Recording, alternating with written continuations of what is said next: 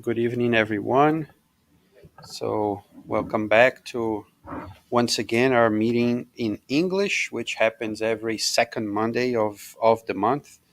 And tonight we have our dear friend Flávio, who will be here talking to us a little bit in a few minutes. But before that, we usually start with an opening prayer, and right after that, we do a brief reading and a brief comment of a message of this book, Our Daily Bread.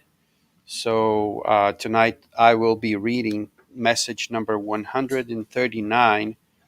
Um, and then after I read and make these brief comments, we will invite Flavio here to finish up chapter number 10 of the Gospel according to Spiritism, which we've been studying for a little while now. So if you want, let's close our eyes so that we can make a deeper connection with our God, with our dear friend Jesus, with the good spirits that guide and inspire all of us at this house of worship and of love by saying, Dear God, Creator of the universe and of our small hearts, we are so thankful that we are here once again to learn about your laws, the laws of love and compassion that guides us all towards the light, towards a better world, towards your love. Tonight we would like to ask your blessings for all of us that are here, the incarnated and also the ones that passed away. But more than that, to all those who are in need at this exact moment, not only around us, but all around the world. Our choices sometimes lead us to paths of destruction, of hatred, but with your love, we know and we want that with our prayers and our actions, we may help this world become a better place. So help us in this endeavor. Help us with our inner struggles and help us help others in our daily lives. And bless our minds tonight, our hearts, so that by learning what we're going to learn tonight, we can be even more effective and we can go out of here tonight with a heart more full of joy and more full of love. May your love be with us, not only now, but always. So be it. So, with this prayer, I'm just going to go there in the computer to change one little thing, and then I'll be right back.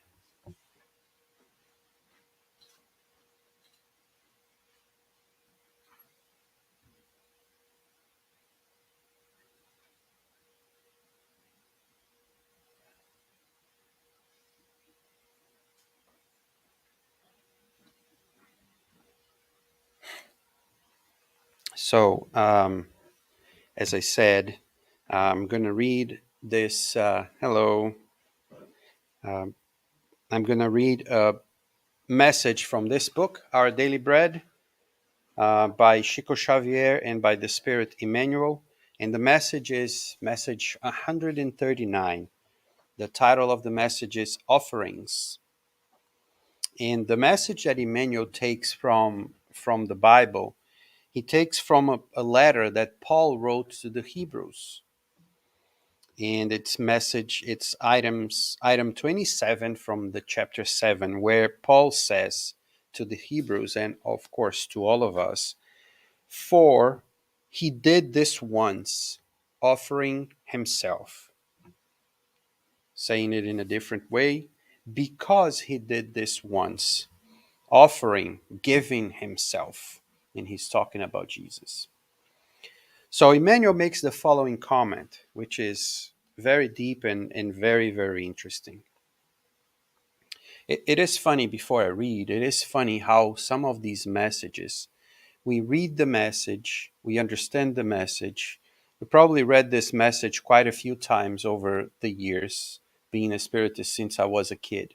And by hearing this, and then you read the message again, and it's like as if you're reading for the first time, as if you never read the message because for whatever reason you don't remember, and all of a sudden the message comes to you in a different way. So Emmanuel makes the following comments. Human beings always do well in an affluent home under a blue sky. However, as soon as problems appear, they immediately look for someone to replace them in the places of annoyance and pain. They often pay a heavy price for this escape, indefinitely postponing the beneficial experience to which they were invited by the hand of the Lord. In light of this, religious leaders down through time have created complicated problems for the offerings of faith. In primitive rituals, there was no hesitation in sacrificing the young and children. Over the course of time, people resorted to sacrificing sheep, bulls, and goats in their sanctuaries. For many centuries, offerings consisted of riches and valuable objects meant for worship services. With all these demonstrations, however, people were seeking nothing but to attract exclusive favoritism from God, as if the Father were actually inclined towards these earthly particularities. The majority of those who render material offerings in houses of worship are not moved to do so out of love for the divine work. Their deliberate purpose is to buy heaven's grace, thus exempting themselves from working on their self betterment. Regarding this matter, however, Christ has provided a most precious answer to his words in the world. Far from pleading any prerogatives, he sent no substitutes to Calvary or animals to be sacrificed in temples. Instead, he personally embraced the heavy cross to sacrifice himself on behalf of all, thereby demonstrating that all disciples will be compelled to offer their own personal testimony on the altar of their own lives. So he's talking about offerings or sacrifices and compares our lives, my life, our lives, to the way that Jesus offered his life for everyone else. Jesus, when came the time for him to die, he didn't buy a sheep, an animal, to send to the temple to die for him. Jesus didn't buy or didn't bring money to put on the temple instead of sacrificing himself. He went himself and allowed himself to be the sacrifice. So he didn't run from the troubles of life. That's what Emmanuel is asking about us. When we are in trouble, when we are living through hard times, what are we doing? What do we do? What is our attitude? Do we try to escape the problem, or do we sacrifice? Do we offer ourselves to really improve ourselves, taking the problems that we are living and trying to be better at the problems and solve the problems instead of blaming someone else or putting the another sacrifice? Oh no, I go so many times to the Spiritist Center. I do so much work at the church. I give so much money, as if I, with giving money or with sacrificing something else, as if I am already paying for what I need to learn when I'm suffering. And Emmanuel just asks us and tells us, based on what Paul said, that Jesus did this once. He offered something. He offered himself. He didn't offer something else. He didn't offer an animal. He didn't offer a bird or a sheep or a cow or whatever in so that, oh, I'm all set. I already offered something, so I don't need to suffer anymore. I don't need to go through this anymore. So Emmanuel is asking us, what are we offering when the problems come? Am I offering myself, my betterment, my improvement, or am I trying to escape from this and leaving it for later? So that's basically what Emmanuel asks here on message 139, once again, of the book Our Daily Bread.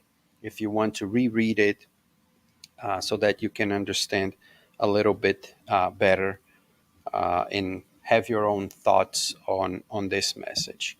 So with this, so that we can enjoy Flávio a little bit more, we're going to invite him to be here. He's going to talk about this chapter, Blessed are the Merciful. That's chapter 10 of the Gospel according to Spiritism. And Flávio, thank you once again for being here. And let's hear you.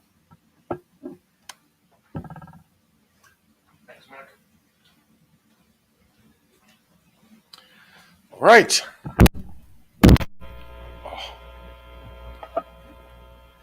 Good evening, everyone. Good evening to you as well, who is following us from the internet.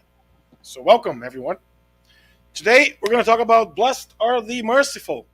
As Mac very well said, that's chapter 10 from the Gospel according to Spiritism. And we're going to focus on the last three pointers, last three items of this chapter, item 19, 20, and 21. But before we get to the content, it's really important to understand that what Kardec did very eloquently while putting together the Spirit's book and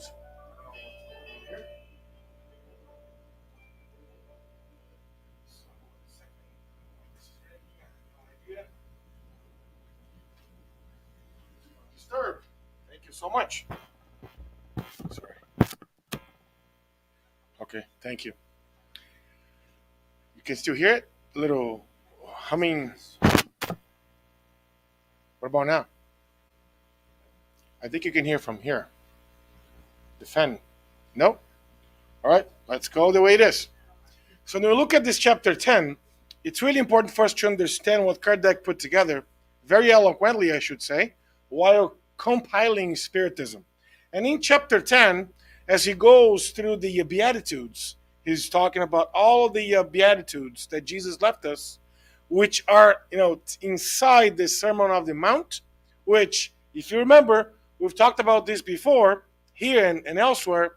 The Sermon on the Mount, it's the greatest repository of all Christian teachings, to the point that Gandhi himself once said, if everything else was lost, but the Sermon on the Mount was kept, we were able to really derivate or come back to the original Christian teachings, right?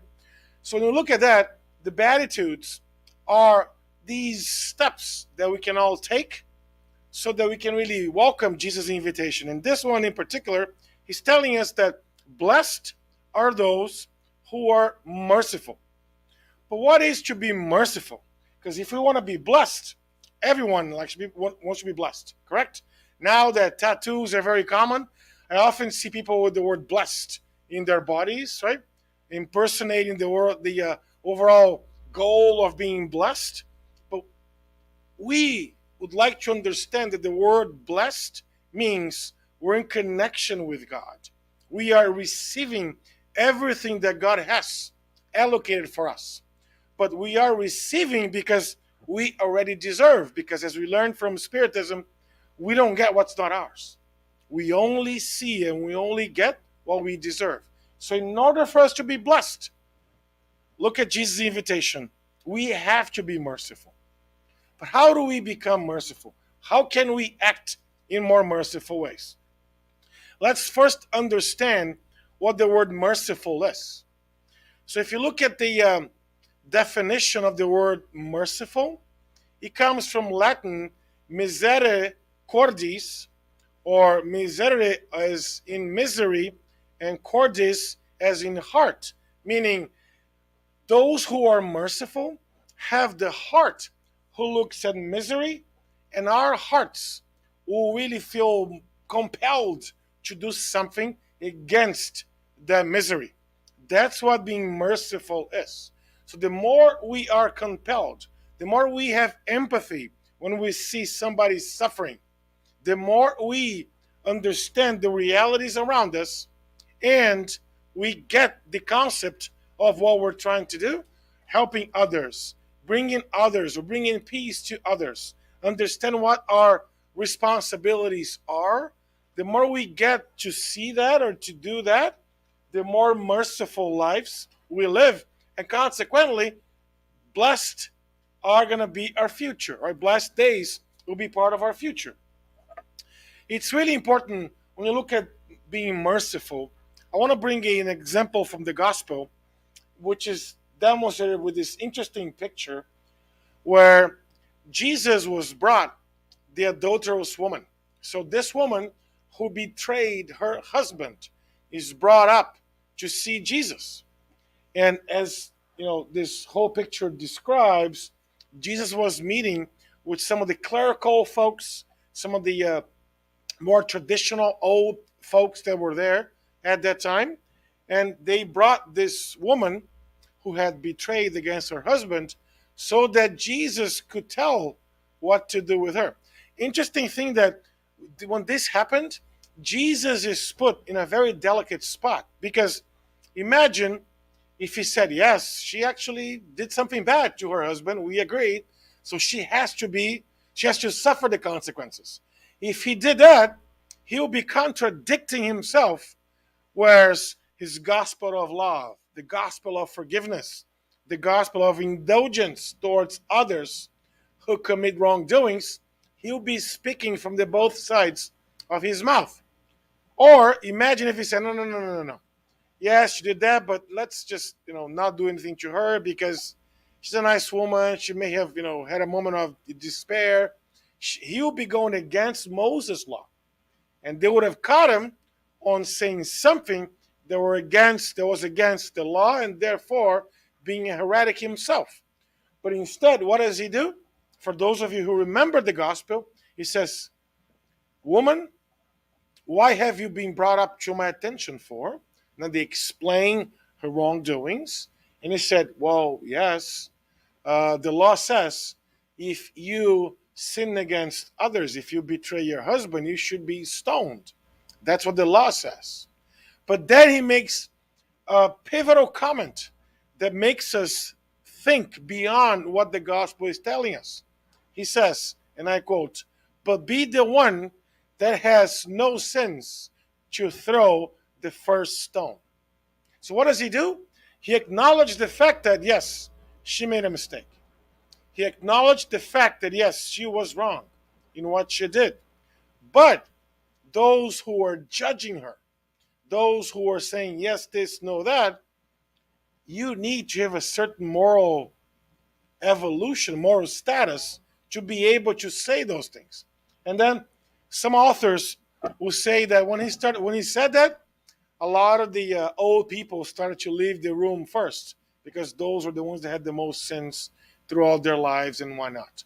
So when we look at being merciful, when we look at having empathy with others that are suffering, this example highlights the importance for us to look at situations with not only our physical eyes, but also with our spiritual eyes, with all the interests. What led that woman to betray her husband?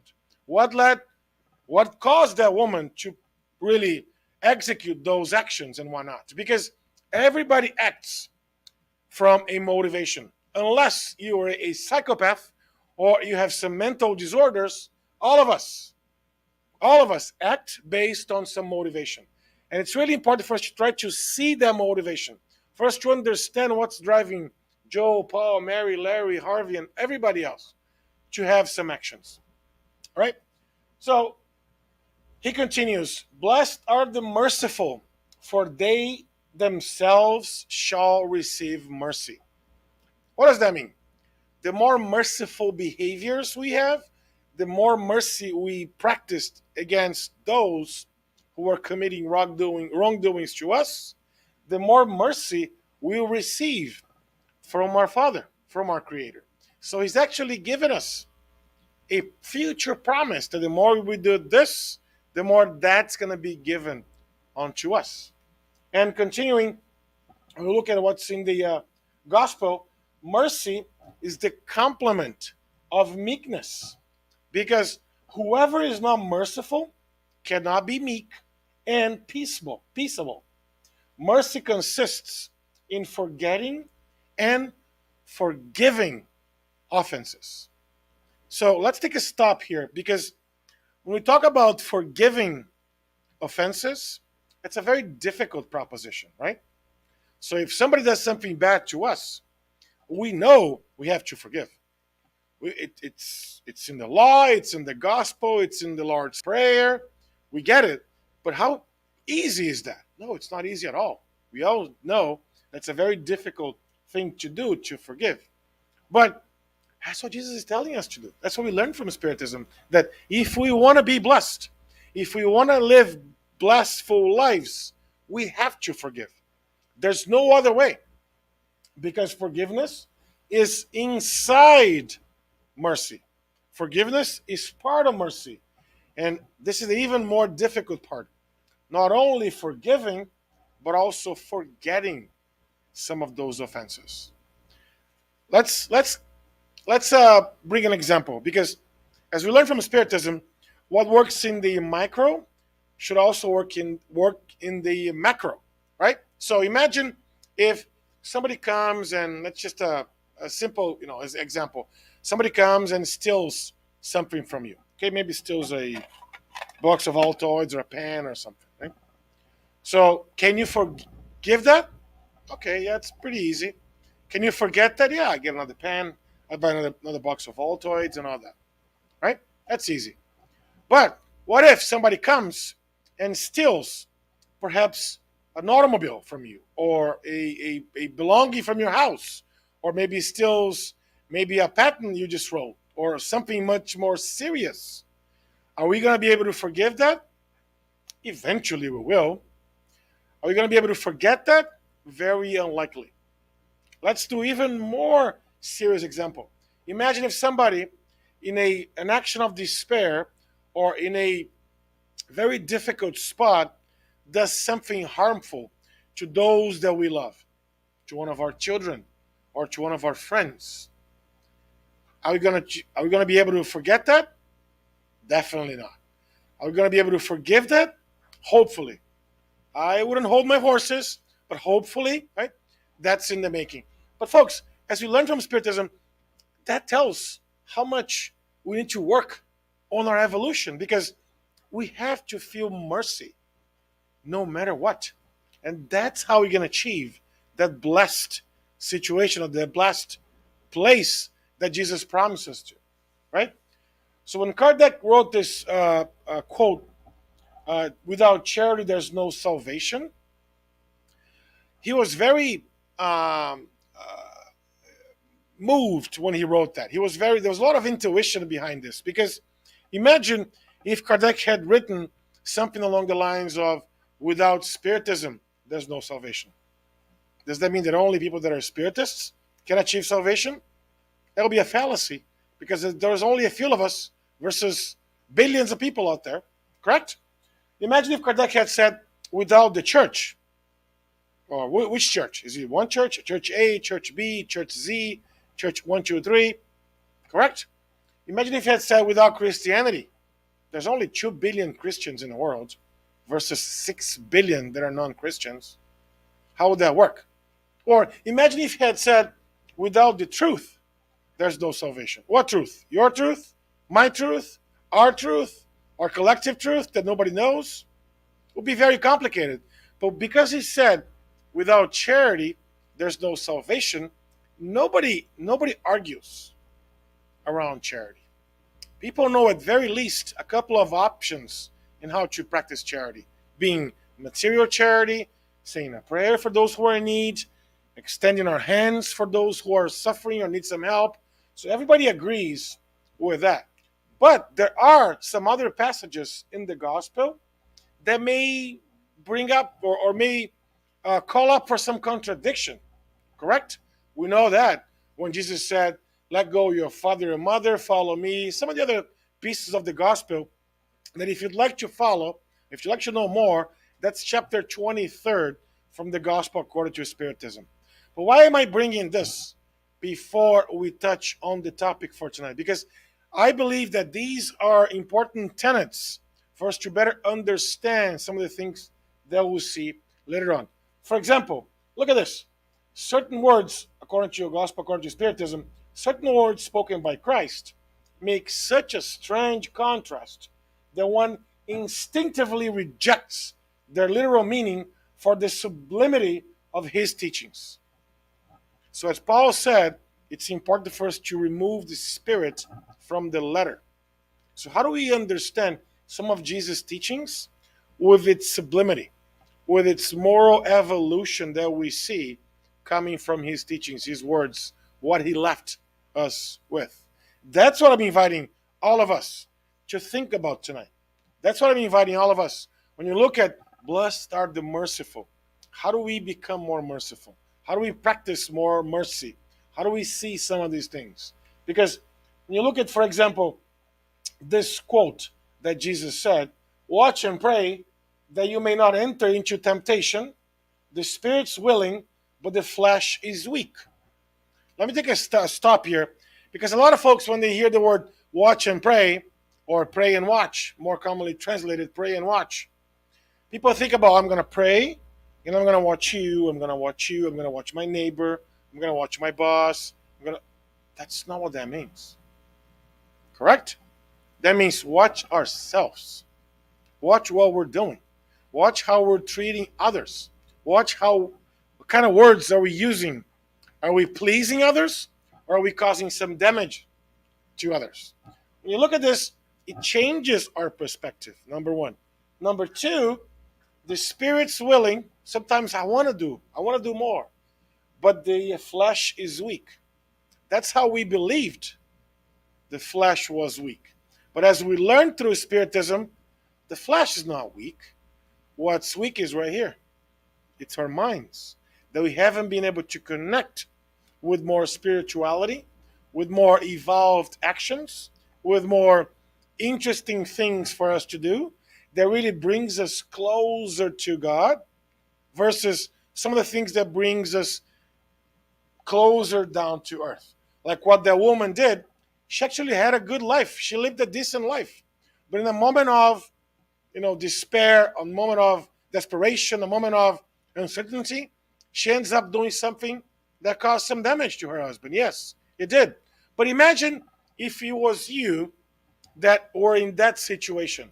Wouldn't you like to be forgiven? Imagine if we were in her spot or in her shoes, because certainly we have done that in the past. Correct? We've mentioned this many times that there are no wings here. There's no angel, right, around us. All of us have our shortcomings.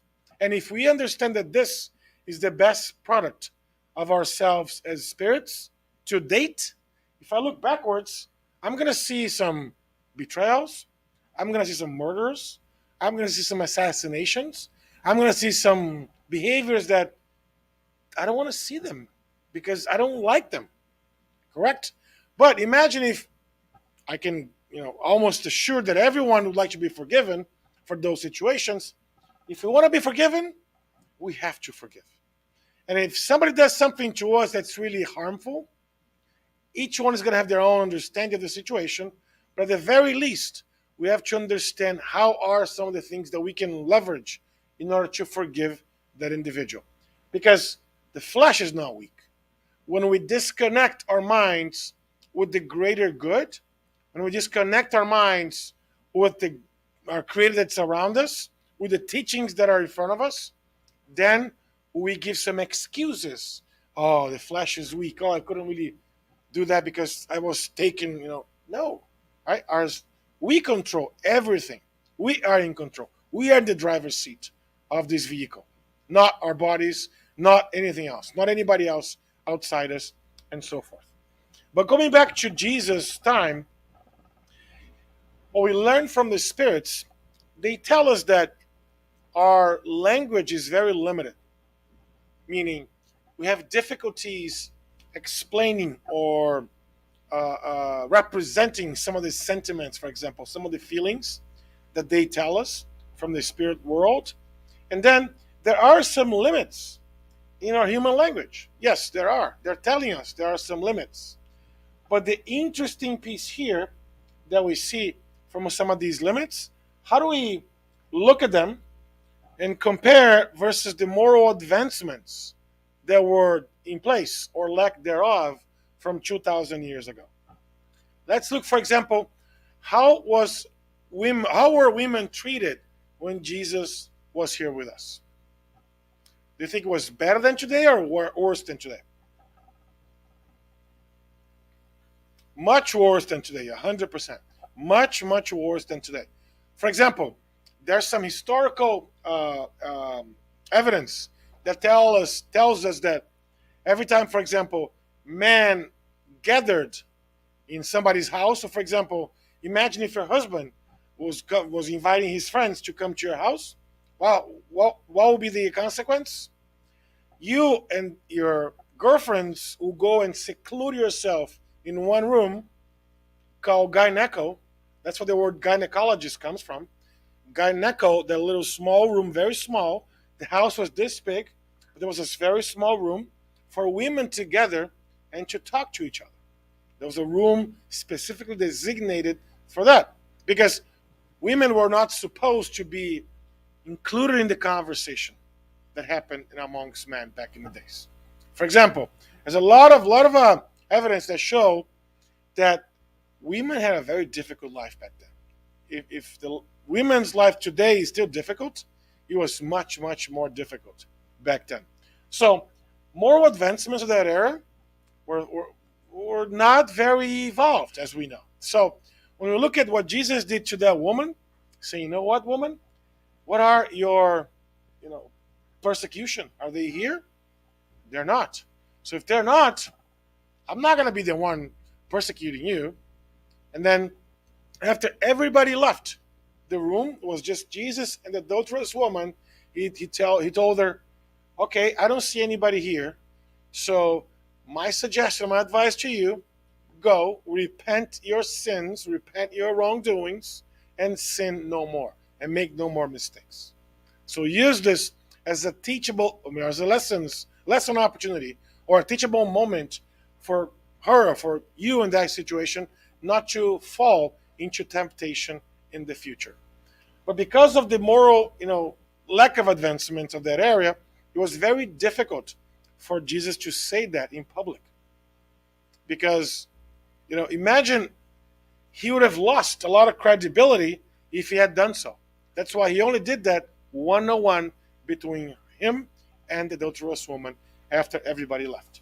So not only these moral lack of advancements, I should say, or moral opposite of advancements, right? Moral difficulties or moral constraints of the time, allied with or in addition to the limitations of our language, sometimes make for comprehending the gospel a little more difficult. Because when you look at Jesus, right, there's only one way, folks. We know that. It's following the motto. It's following the guide. A lot of prophets refer to him, to evil, for example, as a word, by using strong and potent words to awaken humankind that was stuck in the illusion of earthly senses. A lot of prophets use that to steer populations from one place to another. They leverage fear to move a group of people.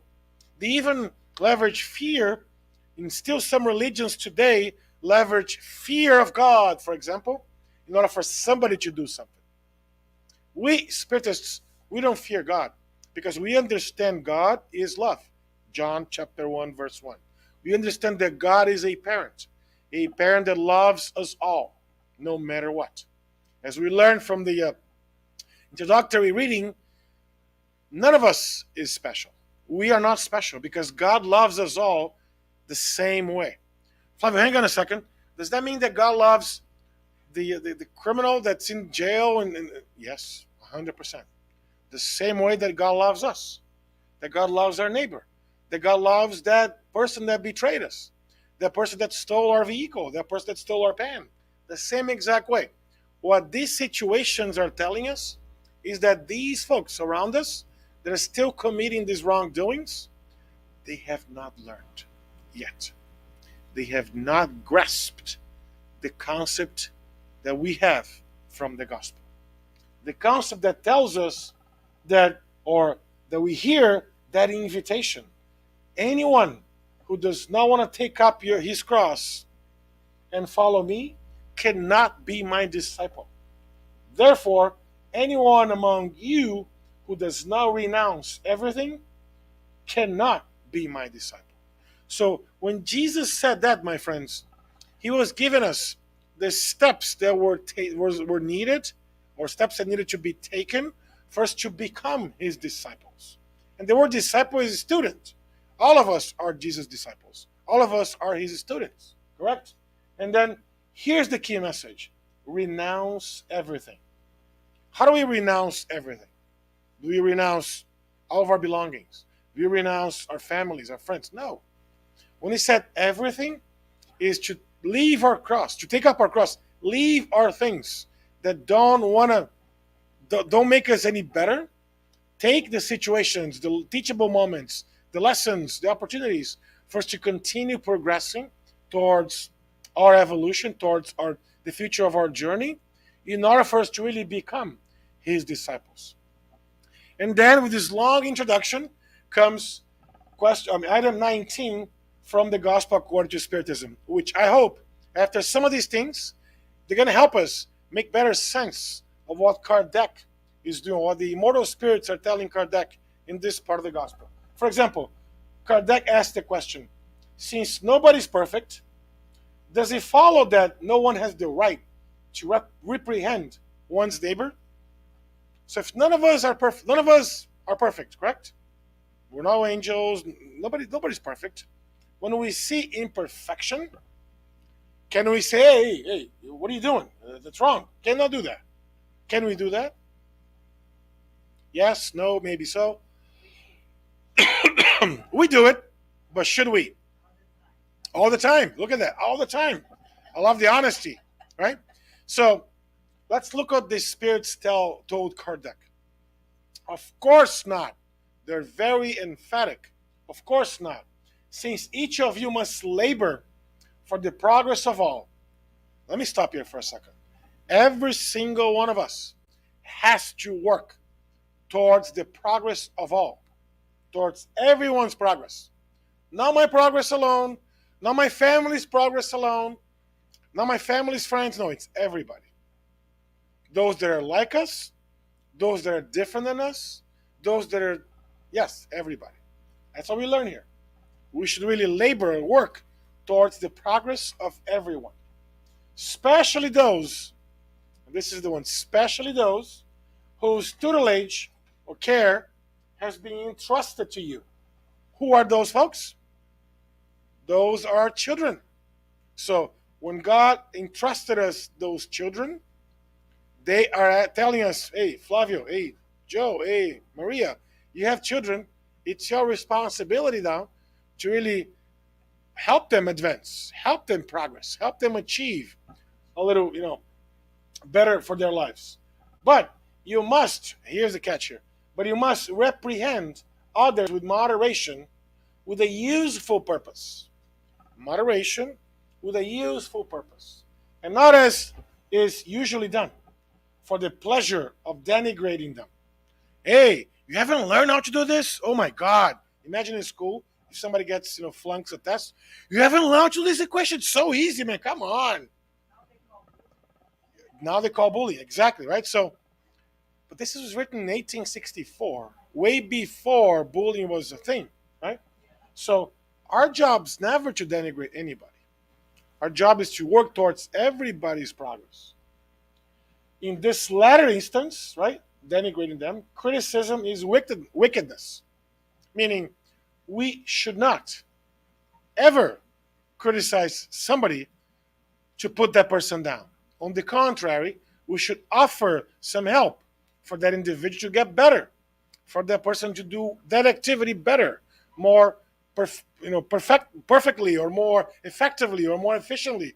However, it is the opportunity for that person to do something better, we should think about that, and never in the purpose of denigrating, right, anyone. The spirits continue. In the former, meaning positive criticism, it is a duty which charity commends to be achieved with all the care possible. If I'm helping, hey, John, that equation you did, you missed this component, man. Next time, pay attention because I want you to be successful. I want you to do well in the school, in the tests, and whatnot. So it's really practicing charity for Johnny to be as successful as we are. Remember, without charity, there's no salvation. So if we don't practice charity, we're not going to save ourselves. So charity is the vehicle for us to achieve that evolution. So when we look at this, it gives us a different side of eyes into situating ourselves in that opportunity. When, for example, a neighbor does something to us. Hey, dude, I know I saw your dog just pee on my grass, burn my grass. Maybe you could maybe get a shorter leash next time, or can I help you? Maybe let's work together on a fence. Whatever it is that we can do together so that both can leave that situation better, that should be the way to go. Is that done commonly? Maybe not. Maybe there's a lot of work to be done there, right? So moreover, the criticism one casts at others must at the same time be directed at oneself. Because every time you point a finger at somebody, there are three fingers pointing at us. What does that mean? We're all in this together. If that person is making a mistake now, and we already acknowledged the mistake, guess what? Yesterday we were the ones making the very same mistake. And if we expect others to help us with positive criticism, what do we need to do?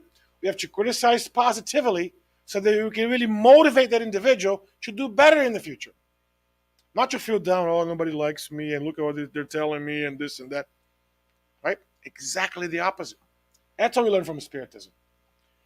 Asking if one does not deserve it more. So when I criticize somebody, does the criticism apply to me as well? Chances are yes. Maybe not in that particular situation, but maybe in a situation where we need to learn. So to summarize, each one of us must work for the progress of everybody. Each one of us must work for the progress of humankind, of everybody around us and beyond. That's what we learn from Spiritism. And to help solidify the idea here, I'll bring a phrase from the Spirit Emmanuel, who talks about something very interesting in the concept of watch and pray. We often refer to watch and pray without considering its complexity. It's very complex. It's a very complex exercise. Look, reflect, ponder, and then we'll be able to be ready to watch and pray effectively. Meaning, when we look at the situation, we have to ask ourselves, why is that person doing that? What are the motivators? If I were in that person's shoe, would I be doing the same? What are some of the things that I can help that individual maybe learn for not to do the same thing in the future any longer, not to repeat that same wrongdoing? When we start to look, reflect, and ponder, that exercise puts us in a different perspective. And therefore, or then we'll be able to really pray effectively, because if not, it's never going to work, folks. It's never going to work, right? That's why when Jesus said, I have not come to bring peace, but division, he was right when he mentioned that.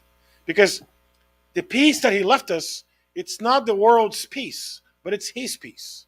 Meaning, when we see a wrongdoing, when we see something that's not right, we have a duty to speak up. We have a duty to say, you know what? Let me try to help you. If that person doesn't want to take the advice, that's on her. But we have a duty to try, at least try to help.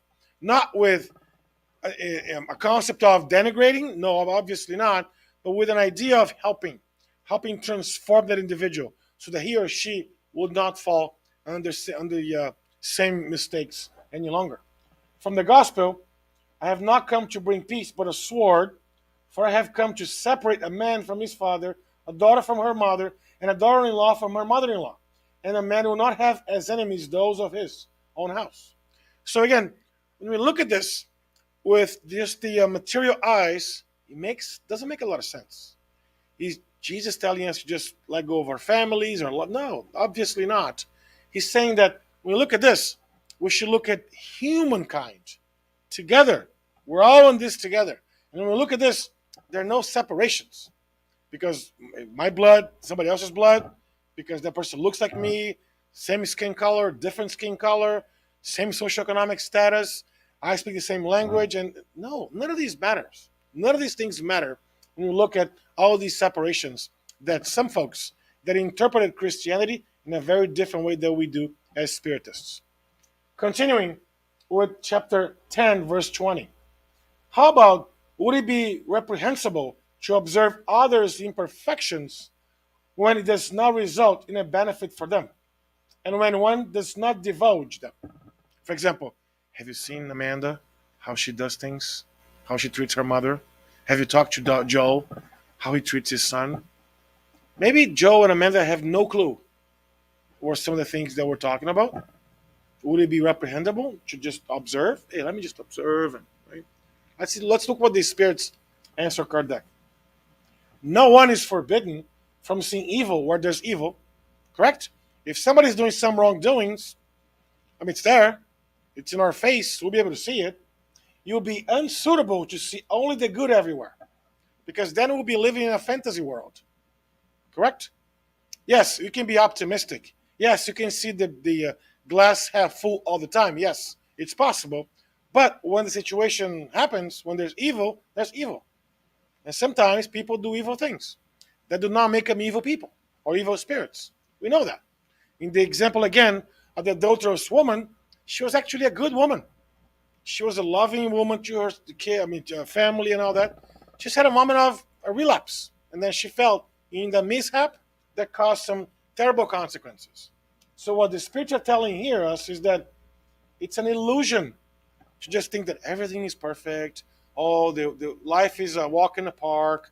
Everyone is good. There's no evil in the world. No, there is.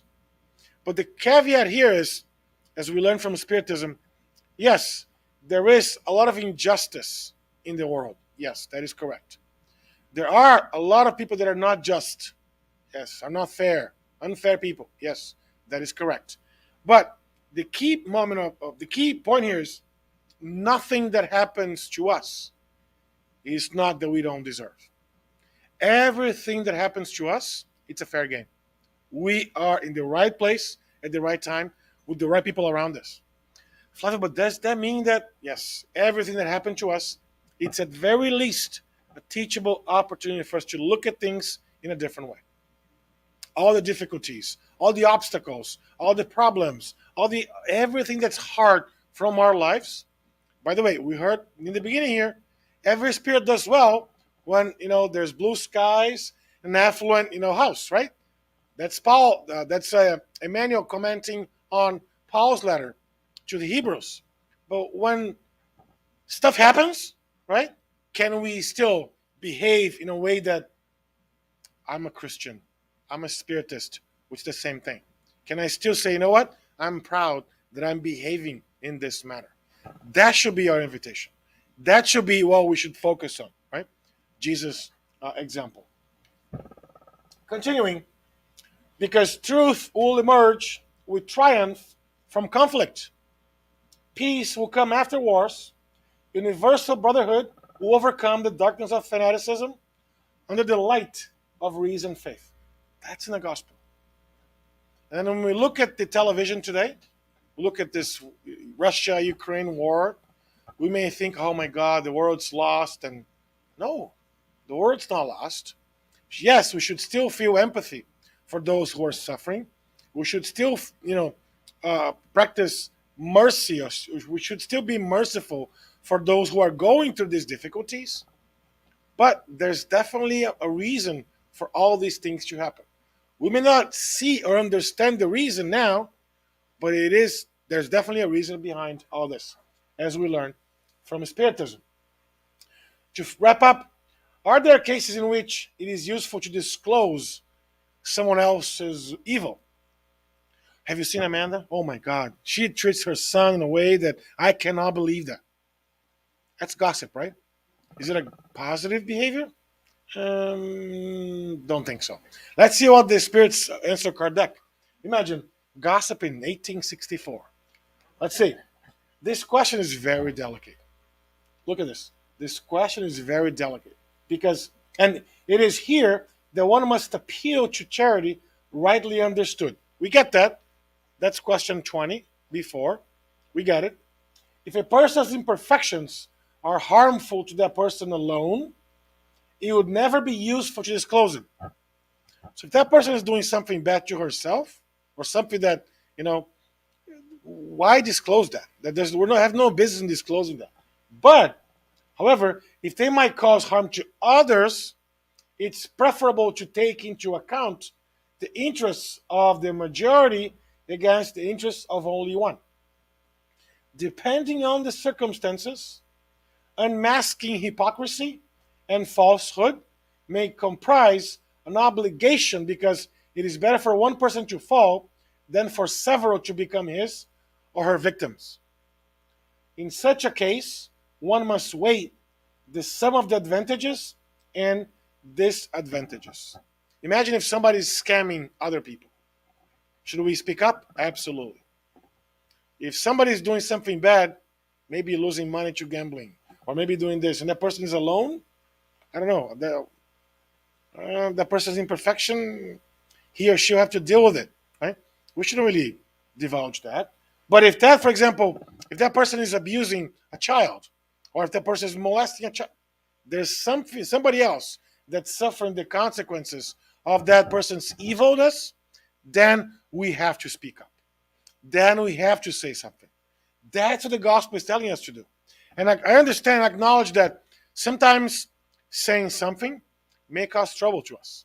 Sometimes speaking up may lead us to a very difficult spot. Maybe put us in a spot where there's a lot of other things that will happen. But I invite us all to think about this. Let's reverse the situation. Imagine if we were the ones suffering an abuse. Imagine if we were the ones suffering thanks to an evil behavior of somebody else. Or even worse, or more difficult, imagine if one of our children was the recipient of somebody's evil behaviors. Wouldn't we like that somebody else disclosed that so that person would stop that behavior?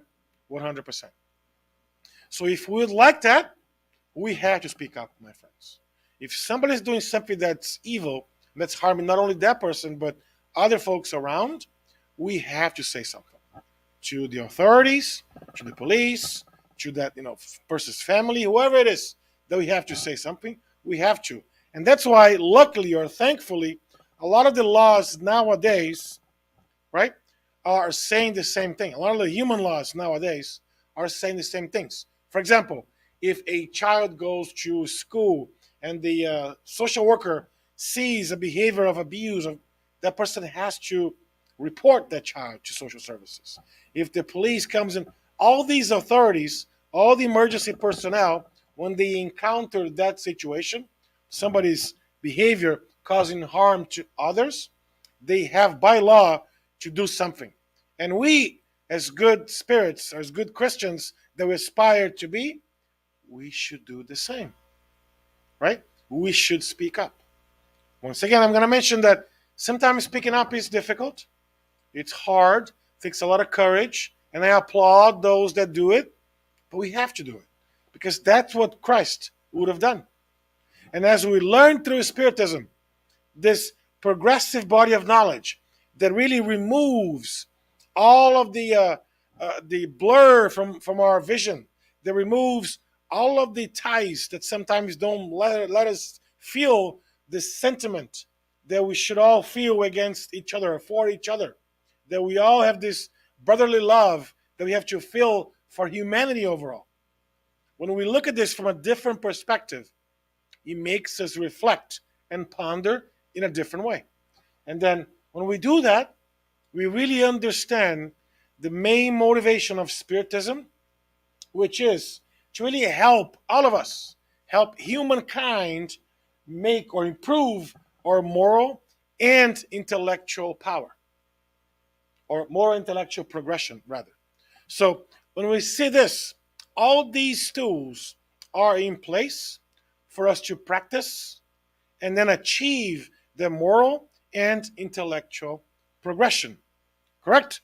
So, to finalize, what are we doing here, my friends? Why have we come back to this life? We learn from Spiritism that this is not our only life. We have lived many, many lives before. Ain't that so? This is only a continuation of our lives. And then, what's the real motivation? What's the reason for us to be here, incarnates in this life? Isn't that to progress, to make progress, or to achieve the moral and intellectual perfection? How do we do that? Situations like this, when we learn teachings, when we gather again with each other, we discuss, we talk about it. That's why there's a need for us to have these situations, these conversations, these interactions where we learn the gospel teachings and whatnot. How do we make progress from our moral, from our evolution, from our sentiments? Blessed are the merciful, as Jesus have told us. He gave us that invitation. We have to be merciful. We have to be. We have to really act with meekness. We have to have empathy for those who are suffering. We have to look at the situations around us with candor, with honesty, with transparency. Practice charity for those who are suffering. Not only material charity, but charity that starts with our thoughts. I'm so sorry to see that person going through that. I cannot even imagine to think what that individual is going through. But I can at least say a prayer. I can at least send my positive thoughts so that that person can receive something. All of us have the ability to do that.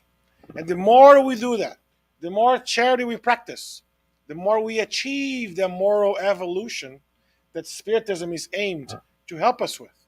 And the more intellectual prowess that we achieve, the better sense we make of these teachings, so they can really put us in the best spot for us to continue working towards not only our own progress, but the progress of all of those around us. That's the idea, my friends. So I truly hope that this moment of reflection can really lead us to more blissful, more blessed situations and lives overall. Thank you, Mac. Thank you once again for the invitation, and we'll continue with our activities. Thank you.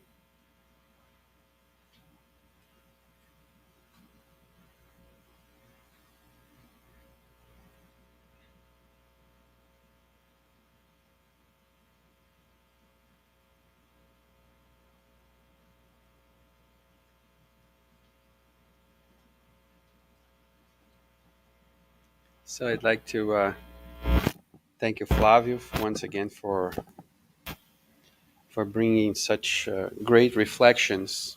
It's funny how when we give our own talks in public, and I speak in public too, and a topic like this comes to a person, right? And then you have your own thoughts, right? I have my own thoughts on, and then you think that some it will go a certain way, and then it comes in a different way.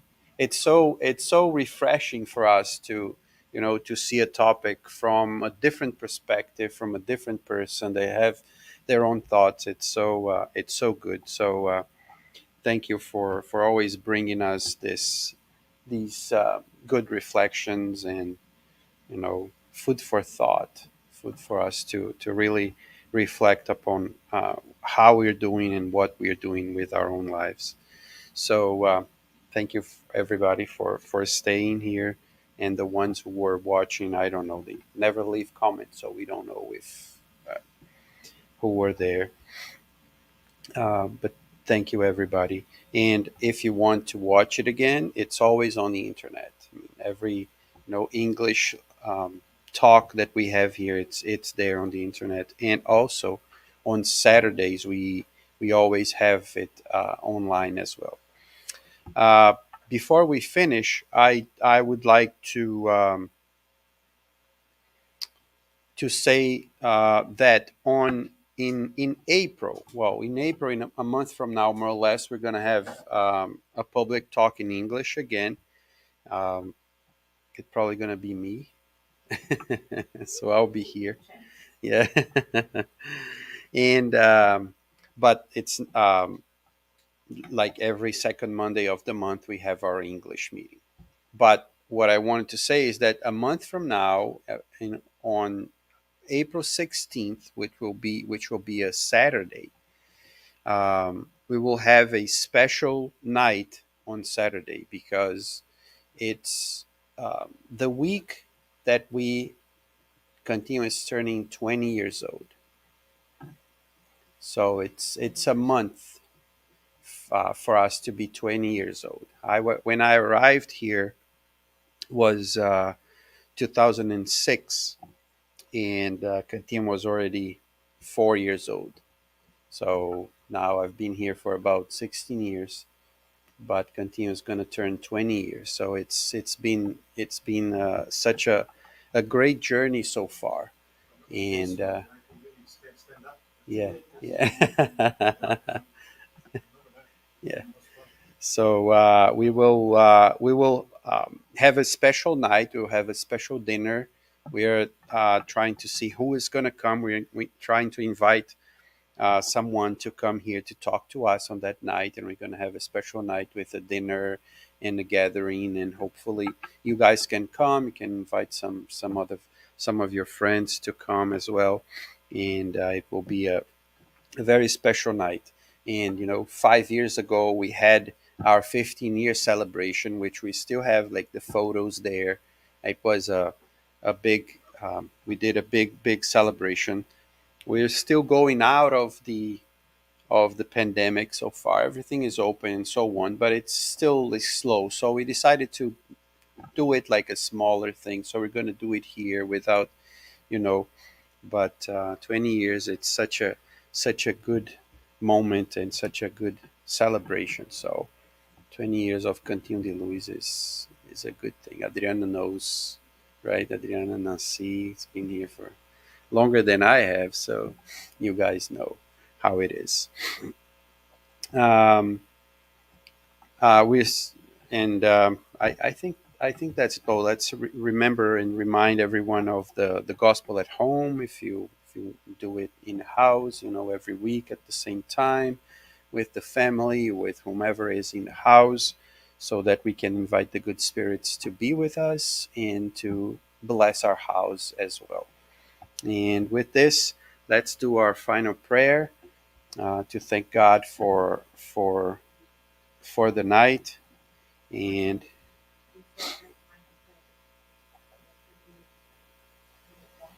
oh, we're gonna do, I'm gonna do the final prayer so that I can close, and then we can do the passes. Okay?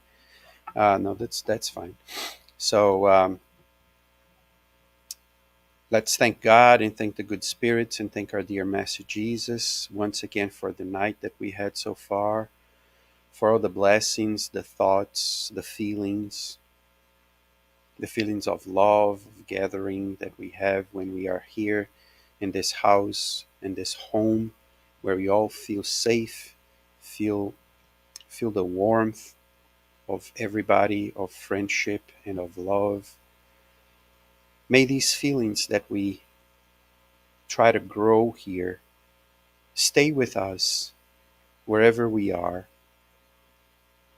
so that we can channel the love of God, the love of Jesus, to whomever approaches us. so that we can leave a smile, a good feeling wherever we walk, so that we do our part in building this world to be a better place everywhere and every time we walk around this planet. God, thank you for the support, for the opportunity of being here, for the opportunity of being alive, of having a family, of having friends, a work, of being able to build our own lives. And may this love, may these moments stay with us so that we can one day be really called the disciples of Jesus for learning to love one another. May your blessings be with us, not only now, but always. So be it. So, as Nancy reminded us, we're going to close the transmission there, but we're still going to have the passes. And after that, we will all go back to our homes. Thank you.